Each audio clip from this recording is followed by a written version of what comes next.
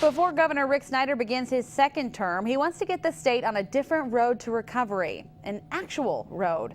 Synder wants lawmakers to finish what they started and pass a road funding bill. As Susan L. Corey reports, we may start to see some movement on that sooner rather than later. Does anyone want to keep going through pothole seasons like this? Now that elections are over, Governor Rick Synder hopes lawmakers will be more willing to find a permanent fix for the state's crumbling roads. When I was out on the campaign trail, I kept on asking that question. How many people had a blown tire or bent rim?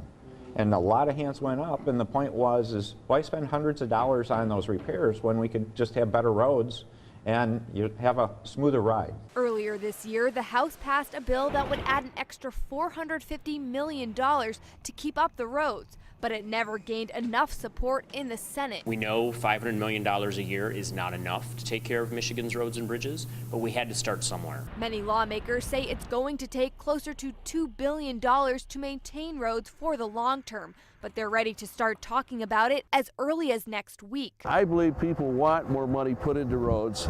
We have worked very hard to find hundreds of millions of new dollars to put into roads, and so we'll continue to do that, but it's still not quite enough on the statewide level. Democratic Senator Burt Johnson is one of 6 senators who's been meeting since the summer to discuss road funding. He says it should be a lot easier to pass a bill during the lame duck session and even next term, with Republicans gaining more seats in both the Senate and House. 48% of our paved roads, local paved roads, are in poor condition. That's a horrendous number, and that's an expensive number to try to improve upon if we're trying to get back to fair and good. But with less than 2 months till next term, time is ticking. In Lansing, Susan L. Corey, Fox 47 News. Lawmakers have been trying to find a long-term fix for the roads for the past 2 years.